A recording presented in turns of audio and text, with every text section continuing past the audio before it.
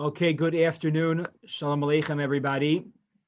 Welcome to a very special and unique pre-Pesach lunch and learn. Yasher Koach to Mendy and Honey for everything they do, and especially today, hand delivering all of the Chinese food for our special lunch and learn. And thank you and Yasher Koach to our sponsors, actually old friends of mine and Sarah's from camp, Rabbi Reuben and Sarita Gober. Yasher Koach for your sponsorship and friendship. Today, we're going to share Divrei Torah for the Hagaddah. I think I've been doing this for the past several years, sharing Vortloch Divrei Torah, good questions and answers to share at the Seder. And this year is going to be very unique. We're going to discuss Divrei Torah from 9 great leaders that we lost this past year. The disclaimer is I did not find Divrei Torah for everybody. I'm sure there's someone or others that I am missing from this. Most of them are Rabbanim that have Hagaddos on their own. And I've had time to find others. I have to thank Rabbi David Cohn, former assistant rabbi in Shomrei Torah, for sharing Divrei Torah for Rabbi Kellemer, Zatzal, and Rabbi Baum for helping me find some Divrei Torah from Rav David Soloveitchik. And let's begin. We're going to go, instead of going in order of the Hagaddah, we're going to go person by person. This way, it will be, these are the Rabbi Tursky Divrei Torah. This is the Rav David Feinstein Divrei Torah, etc., etc. We're going to do it that way instead of in order. It's easier to categorize for myself. And except when some say the similar idea, I will put the two together. This way you say, oh, wow, it's amazing. Rav Tursky and Rav David say the same thing. That's awesome. And the last disclaimer is, it's a given. Everybody is Zatzal Zecher Sadik Levracha. So I apologize in advance if I do not say it. So we're going to begin today with Rabbi Dr. Tursky's Hagaddah, From Bondage to Freedom. I'm not sure if they reprinted it or it's now just more prominently on the bookshelves. It is an excellent Hagaddah. It really puts together the great aspects of Rabbi Dr. Tursky, his psychiatry, his psychology, mental health aspects, and his amazing Hasidic insights into the Torah, into one Hagaddah. It is really, really excellent. And there's a Hagaddah you can get for this year. It is definitely should be on your shelf.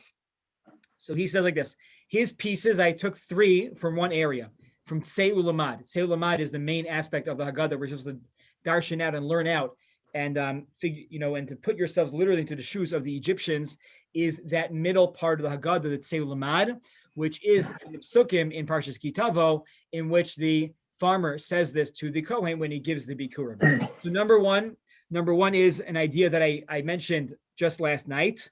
Anus al pi adibor vayered Mitzrayma. Yaakov went down to Egypt, and we darshan out vayered anus al pi adibor, which literally means anus al pi adibor. He was compelled to go. The Jewish people were compelled to go.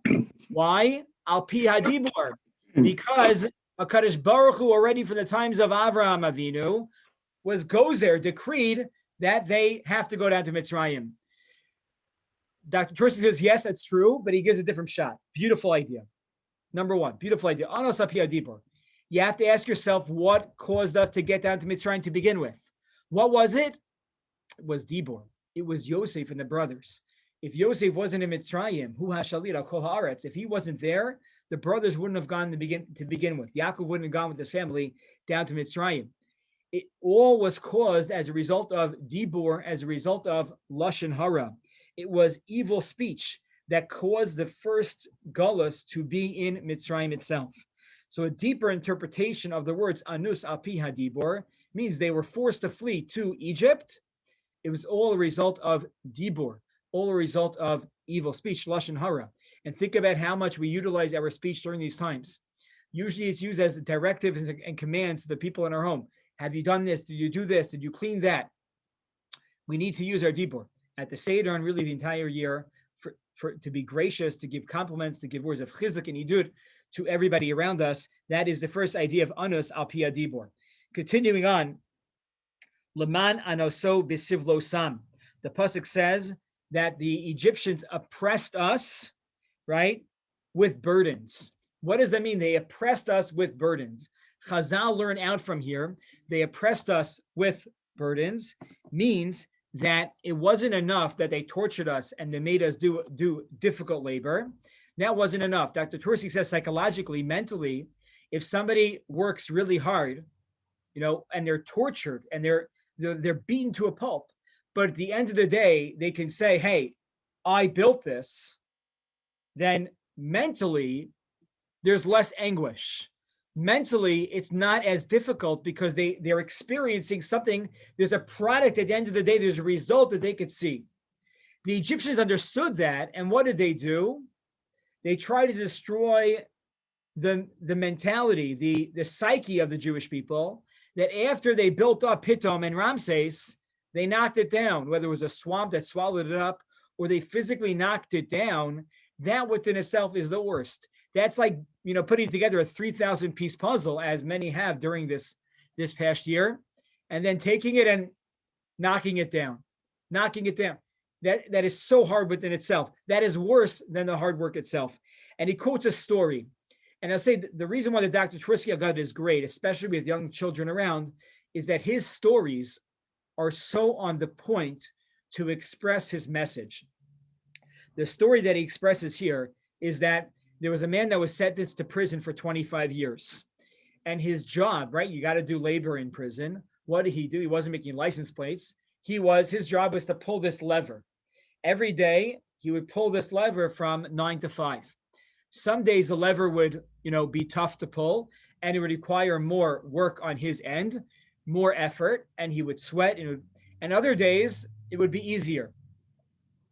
And what got him by, he said, through these 25 years, is that, he was always imagining what it was on the other side that he was doing, that he was building, that he was changing and helping, around him. And I was irrigating a field. I was bringing up water from a deep well. Maybe, I was milling some and grinding some flour into wheat, wheat into flour. And after the 25 years, he got out of prison and he told the warden, before you take me out of the prison, I would like to see the other end of the wall. I want to see what I did. And they brought him around and there was nothing there. He was just pulling a wheel for the sake of pulling a wheel. And that caused this person to go into a mental breakdown. That was worse than the hard work itself. That was worse than the 25 years. To feel like you're doing nothing and accomplishing nothing is worse than the hard work itself. That is a deeper interpretation of Laman Anoso Bisiv Lo Sam. Next idea, third idea and final one from Rabbi Dr. Tversky. And please take out a pen and paper.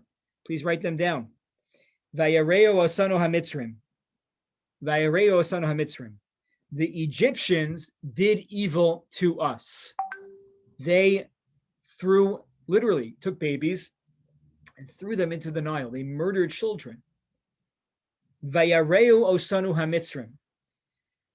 But he says a different idea here.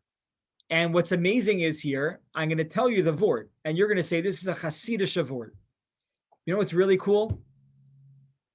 Rabbi shouldn't use the word. I don't know. Rav David Soloveitchik, Rabbi Shalom David Soloveitchik, who also passed away this year, the final child, the last child of the Brisker Rav.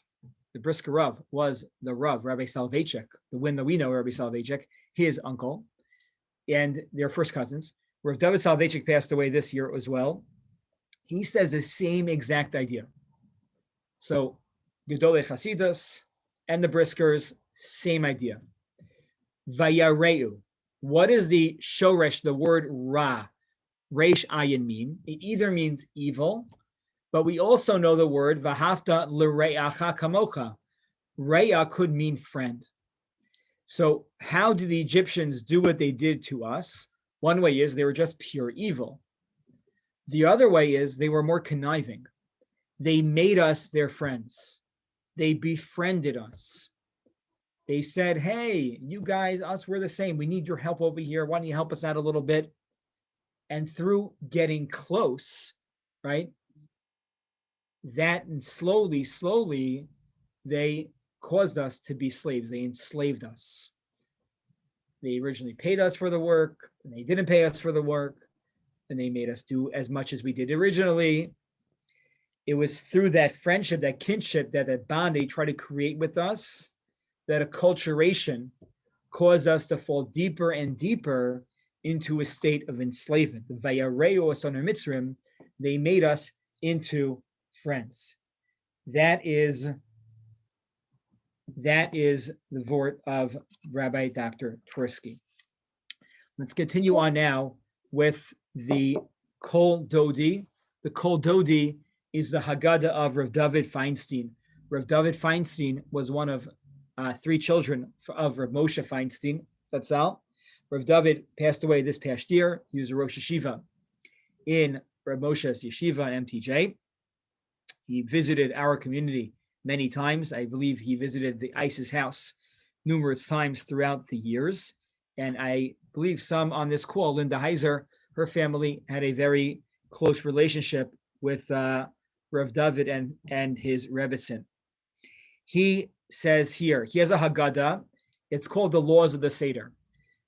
I'm sure throughout the years you've seen either sold in the stores or brought to your Seder this like chart with like how big your matzah needs to be. It has like a ruler on the side and on the top and the side of it, and the korech, the matzah, the maror, how long does it have to be? That whole notion of these shiurim, not shiur come from the Torah and from Halach Moshe Sinai, but this concept comes from Rav David Feinstein in his Hagaddah called Kol Dodi, which is really the halachos of the Seder. And he writes in the beginning of this Hagaddah, where he discusses these shiurim, something very true to himself. And it really says a lot about him. He asks, why am I writing this book about halacha? Why am I telling you exactly how much to eat for the matzah, the maror, the wine, etc.? Aren't there other poskim that disagree? And aren't there people that have other misoras than I do? And he says, yes, 100%. I am writing this book for people, the Sefer, for people that do not have a Mesorah, do not have a tradition on their own. But if you do have a Mesorah, a valid Mesorah from your parents, grandparents, great-grandparents, your Rebbeim, you should follow that Mesorah. It A, shows his humility, and B, really tells us that what the night is all about. It's a night of Mesorah. It's a night of passing down this amazing story that we call Klal Yisrael to all of the Jewish people.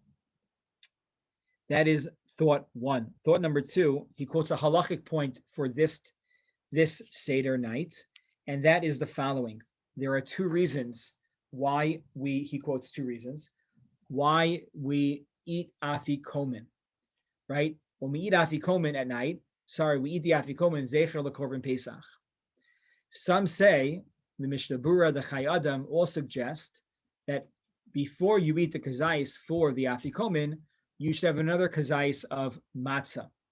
There are 2 reasons brought down as to why you should have another kazais of matzah. The Mishnah Berurah says, because when you ate the matzah, when you ate the korban Pesach at your Seder, you ate matzah alongside that korban Pesach. So to remember the korban Pesach, you have an afikomen. To remember the matzah that you ate with the korban Pesach, you have another kazayis matzah. 2 separate ones at the end for dessert. Good. He quotes the Chai Adam, who says the reason why you have this second kazayis is not because of the matzah that you ate with the korban Pesach. It's because of the korban chagiga that you brought along with it. Very often we're at a Seder and we don't have, there's not enough food. So what do you have to do? You cook a lot of food. So at the korban Pesach may not have filled up every single person at the Seder. So the minhag was that many people brought a korban chagiga, as a korban chagiga was brought along with it. And usually every single year you brought a korban chagiga. So to remember the korban chagiga this year, or every year, you eat an extra kazayis. This year, it might be a practical difference. whether you need to eat that extra kazayis on Saturday night. Why? Because a korban chagiga could not be eaten or served at a meal when Pesach fell out on Saturday night on Motzei Shabbos, because the korban chagiga would not be brought on Shabbos. So it could be that's a practical difference here. He quotes his father, who believes the second reason that we gave is the main reason. So two thoughts from Rav David, one about the power of Mesorah, how important that is at the Seder, and secondly, one practical difference perhaps for this Leil HaSeder. Let's go on to Rav Yaakov Perlau. Rav Yaakov Perlau was the Novominsker Rebbe. Rabbi Yudin has had, he's shared over the years, a personal relationship with the Novominsker. He passed away on Erev Pesach last year, already before last Pesach. He was the head of the Moetzes Gedolei Torah of the Agudah, of the Agudas Rabbanim. And they just came out, Artzol just came out with his Hagaddah. It's excellent. There's a lot of excellent Divrei Torah in there. Some of them are pretty long. It's good to cut them into pieces. And I dafka try to choose two pieces from him that they said that he used to say every year, like common themes. I'm sure we see amongst ourselves similar ideas that we generally quote from year to year. So he quotes from the Novominsker two ideas. Number one is he would first prepare for the Seder in his office, in his study, and then he would come out. And the first thing that he would do was that he would sing the simanim. Kadesh orchatz, karpas yachatz, magid rachsa. I'm going to stop there. This way, you got the point with the singing.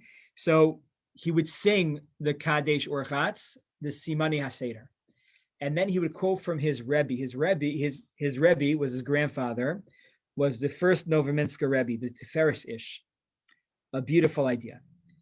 And he says, we think like, oh, our children come home and they sing the Seder. It's a cute thing. It's cute. It's nice. He says, no, it's meaningful. It's powerful. All of these minhagim have meaning to them, have depth, have profundity to them itself. They're called Simanei HaSeder. Simanei HaSeder. And he quotes a halacha. If you lose an object, right? If I found a coat in the park, so what do? I put up a sign and I write in the sign, whoever lost the coat in the park, please call me. And if you have the right signs, right, you call me up and I say, oh, please identify this. What do you need to do to identify it, to get your coat back? You need simanim. You need simanim. And he quotes several psukim in Chazal from Tehillim and also from Yeshayahu, which tell us that the Jewish people are compared to a se oved, to a lost sheep. The Jewish people are like a lost nation in the exile. And the Simane HaSeder, Leil HaSeder, are what brings them back. Those are the Simanim to bring the Jewish people back to Klal Yisrael. And he says, what do they really represent? They all represent our Jewish values and our mitzvos. The mitzvos that we do are the Simanim that bring us back to Avinu Sheba Shemayim. And not only that, does he say, it's not only the mitzvahs that we're commanded to do, but we go a further step and we have zecher lemikdash. We have things that we want to remember to show HaKadosh Baruch Hu, we never forgot you. Please don't ever forget us. That is one thought from the Novominsker. The second idea, I'm going to say it outside. It's like a few pages in his Hagaddah. This is a theme actually that originated from a drasha that he gave in the middle of the Gulf War in 1991. And he writes like this, that a mixas geula is also considered a geula. That even a partial geula, we're not fully out of the woods. We may not even see the light at the end of the tunnel, but we experience a small salvation. And a small salvation itself, he writes, is also a geula. We see this in a few different areas of the Hagaddah. Number one, by Dayenu. Dayenu, even every step along the way, is a Chatzi Geula, is a Shtikl Geula, and nonetheless, and we praise Hashem for that. Secondly, the Dalet Kosos, Rotzeti, Vitzalti, V'alti, V'lakachti, the Torah Tamima, the Nitziv, they all write that they're each stages of redemption. Maybe the last one or the fifth one represents full redemption, but we give a l'chaim to each stage along the way. That each stage deserves and warrants a l'chaim, warrants our gratitude and thanks and shevach to HaKadosh Baruch Hu, because even a mixas shevach, a mixas geula, is also a geula. And that's what I thought was so appropriate for this year.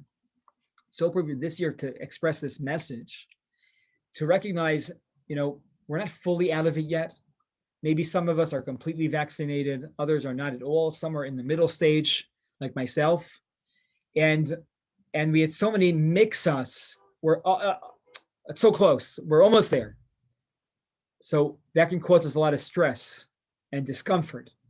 But what the Hagaddah is saying is to embrace that and to be happy about that and to hold on to those mixas geulas and to say thank you to HaKadosh Baruch Hu, even for those mixas geulas. Let's go on to the Rav David Soloveitchik. So like I said, in Rav David Soloveitchik, we quoted one idea already. He has the same idea, the Hasidic Shavor, Vayereo Asanu HaMitzrim. They became our friends.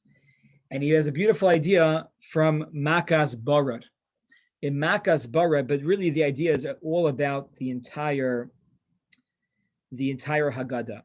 What's very clear in the Divrei Torah of Rav David Soloveitchik is that he doesn't go a Dvar Torah without quoting his father, whether it's in Lamdus or it's in the Parsha. He has farm on the Parsha too. Kimat, every single Dvar Torah, every single Torah thought that he has, he quotes his father, the Brisker Rav. And here too. But he starts with a story. He says in Tav Shin Ches was 1948. In 1948, they were so nervous about the livelihood and the feeble state of Israel at that fledgling state of Israel, if it was going to last. And he was so nervous, and they were nervous. People were nervous about going outside. What's going to happen? The missile's going to hit us, land on our heads, a rocket, whatever was being flown around. And he says that one time he was davening Mariv. His brother Rabbi Raphael was outside. He stakalti min hachalom, and I looked at him. Everyone was staying inside. Everyone was quarantined. Rega kat, right? He told his brother, "Hurry up, come inside." And while he came inside from that spot where his brother was, a rocket hit that spot, mamish on that spot itself. And his father told us, "Don't worry. Why is that?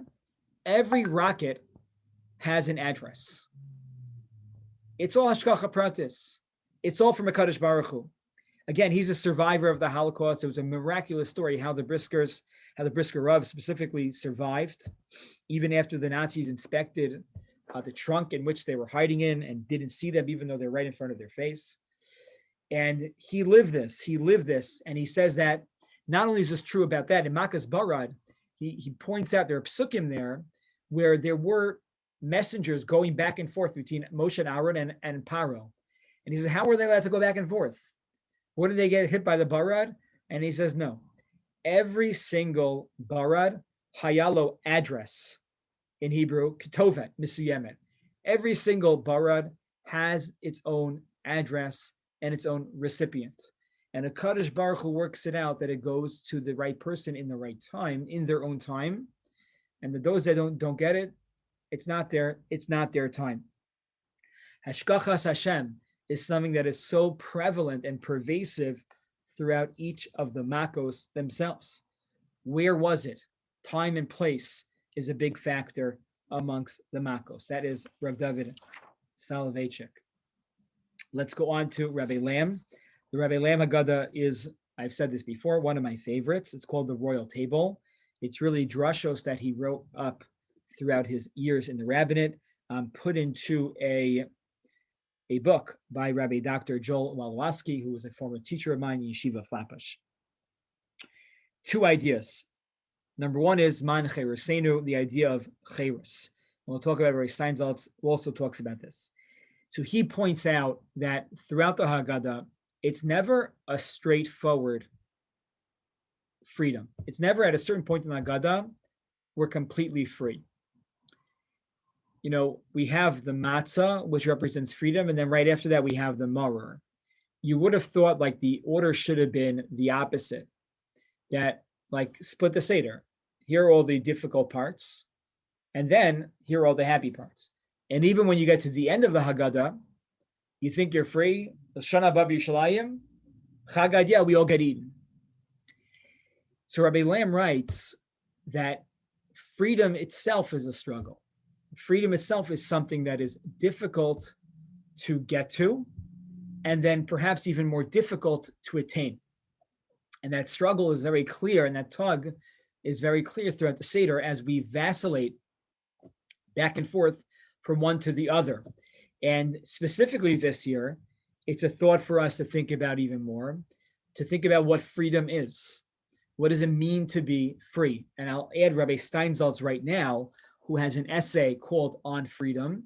And Rabbi Steinsaltz writes, like, are these opposites? Is slavery the lack of freedom? And is freedom the lack of slavery? Like, what is that? What is it? And he says, freedom can't be the lack of slavery, because then what are you free for? And Rabbi Sachs also has essays on this idea that there's freedom to and freedom from. Freedom from is I'm free from whatever I ran away from. Doesn't mean you're really free. You live in the past. Freedom to is what Rabbi Steinsaltz, Rabbi Sachs are addressing, that freedom from is now I have a new goal. I have to have something positive that I work on, that I live for, that I live by, values that guide me and mold my character. Rabbi Steinsaltz writes, that's why Zman Cherusenu, Cherus is connected to the word Charis. Charis means engraved on the luchos. Now, why is it that somebody that's osik in Torah is considered free? I ask any child in grade school that it doesn't, bound by tests, and that's freedom. Freedom is taking my ability to choose, my free choice, my free will, and being able to choose freedom and able to live a life where I'm guided and creating positive marks on this world. So that's a thought from Rabbi Lamb. Freedom is a struggle with tag team with Rabbi Sachs and Rabbi Steinsaltz. The second idea from Rabbi Lamb, we'll tag team also with Rabbi Kelmer, is why be leaning to the left? These are great questions. Sometimes you're not going to like, or the answers don't satisfy you for whatever reason. The question itself is the most important point. The question itself is the most important point to share at the table. And sometimes you gain so much insight, not from what you want to share. Sometimes it to be the listener. I'll say, as leading the Seder for the short time that I haven't already with my family, I've learned that sometimes it's better to be kovesh our yetzer and not to share our answer at the end of the day, and to be accepting of, oh, wow, that was awesome. Let's keep it that way. Let's go on. I don't always need to say my vort at the end, especially when there's been so much that is said. And so, halayla za kulanu misubim. Why are we leaning to the left? We lean to the left because that's what the Romans did in the time, the Roman aristocracy did in the times of the Gemara. So Rabbi Lamb writes the question that really all of us are bothered by, like, that's something we need to keep to. Like, why are we keeping that halacha today? Nobody leans. It's not healthy. It doesn't seem to be healthy. Then they thought it was healthy. And secondly, it gets us all dirty and messy. Like, this is something that makes sense. We should do this today because they did that 2,000 years ago. Like, if you want to argue that the Torah is arcane, this is a great proof for it. So Rabbi Lamb says something really great, really profound. He says that we have Zeichel HaMikdash. We have a concept that we do things to follow in the way they did things in times of the Beis HaMikdash. Not only do we do Zeichel HaMikdash for the Korban Pesach and other things that we did, Tum and Tara, that we did back then, we also do Zeichel HaMikdash for who destroyed the Beis HaMikdash. Think about it. Who destroyed the Beis HaMikdash? It was the Romans. By leaning to the left, you know what we're saying? This is the only thing left of you. This is the 2,000 years later. What's left? We're here. The Ishiyam de Lavosena. We are here right now. Where are you? It's the greatest proof for the Jewish people and the eternality of Klal Yisrael. Rabbi Kelmer Zatzal, the Rav of the Young Israel West Hempstead, for many, many years, writes, Halayla zeh kulanu misubin. Usually, the language that we use is Halayla zeh anu. We are. Kulanu and anu. Same meaning.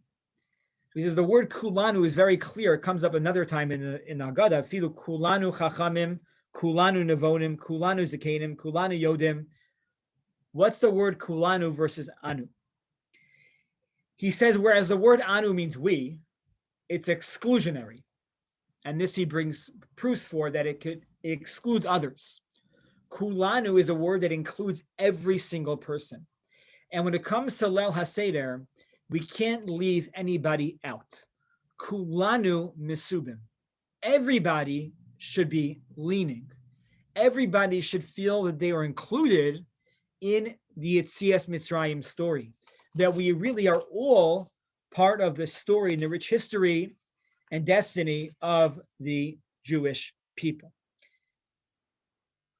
Now we move on from Rabbi Lamb to a thought from Rabbi Sachs, and we will conclude with Rabbi. Okay, wow, we did it. We did it all. If you have time, we have more time. We will discuss one more from Kelmer. So Rabbi Sachs, I have two thoughts from him, but his Hagaddah is so good. Everything there, you could just read out loud, and you'll sound like the smartest person in the room. So, number one, his Hagaddah is split into two. It's essays on one side and a commentary on Hagaddah on the other. So in the essays, there's an essay called about the Pesach story, I think it's called. And he says there that the way that we tell over the story is begin with the bad and end with the good. And he writes that you can't compare. The Torah is not a Disney story. Every Disney story ends the beginning and the end is the same way.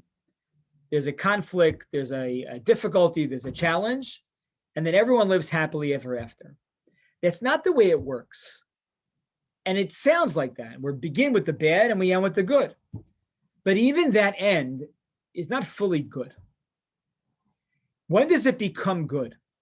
The Jewish people were still slaves in Egypt, in the desert, with nowhere to go. We wandered for 40 years. It wasn't easy. When does it become good? When does the Shevach become Shevach? That's when we get together and we say, we want to make this place greater. He says that's the difference between hope and optimism. An optimistic person is great, but it's passive. I believe things are going to be better. Hope is saying, when the two of us get together, when we as a group get together, we ourselves can make a difference to make the future brighter. And that's Maslo B'Gnus. We start with Gnus and we make it into Shevach. It's only when we make it into Shevach. And that's really that we're able to reframe the Egyptian servitude, the 210 years, into something positive is within itself uniquely Jewish. And that is such an important point, to take the Gnus of this past year and to somehow, some way find the capacity to discover and uncover the positive aspects of it are so important for all of us to do, especially this year at Leil HaSeder. Rabbi, Yeah. I heard something very nice, a little bit different than this, but also in the same lines. If you look at the Seder, it's made up of three pieces: our past, which we start in the beginning telling the story; the present, which we're sitting down and eating today, our meal; and Lashana Haba, the future. You have those three pieces all coming together in the Seder. Beautiful. Nice. And the truth is, it goes back and forth. And that's what is so true about Am Yisrael, is that we have to live in all three at the same time.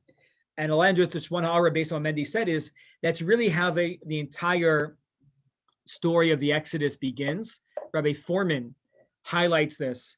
When HaKadosh Baruch Hu appears to Moshe, he says, "What's your name?" And he says, "My name is Eheyeh Asher Eyeh. I will be what I will be." And really, what is he saying? HaKadosh Baruch Hu saying is, I live with you in the past, the present, and the future. Haya, Hove, V'ya. That is really what the name Yud-Kei Vav-Kei represents, that HaKadosh Baruch Hu was with us, our forefathers, took care of us, takes care of us right now. The meal really is, the Shulchan Aruch is the present time. And the Halal Hagaddah, the Halal Shalem, is the future days. And we really have to believe that. And we do that with a sense of gratitude, and also with a tremendous sense of responsibility. As we lost these 9 Gedolim, in which we shared some of their Divrei Torah this past year, we have to ask ourselves, who are going to be the future leaders of Klal Yisrael? Who is going to take their Torah and make it relevant for the future? Who is going to be the ones that are going to take the Torah and make it relevant in the next, into the next generation? That is so important for us to think about and talk about, as these Gedolim and Rabbanim and leaders in so many different areas, in thought, in theory, in philosophy, in machshava, in lamdos, in halacha. Now it's up to us. It's up to us even more. I can't remember a year where we lost so many great people. It's up to us to continue this on. It's our responsibility to do that for the future. Wish everybody a Chag Sameach, v'kasher. Didn't get that wrong. Don't let the kashering of Pesach shter your simcha itself. Chag Sameach v'kasher. Enjoy. We should celebrate safely and healthily. And Be'ezrat Hashem, we'll all be celebrating in the Beis HaMikdash, B'bias Goel Sedek, B'mheira v'yameinu. Thank you again to Mendy and Honey. Thank you, everybody, for joining. Thank you, Rabbi. Thank you very much.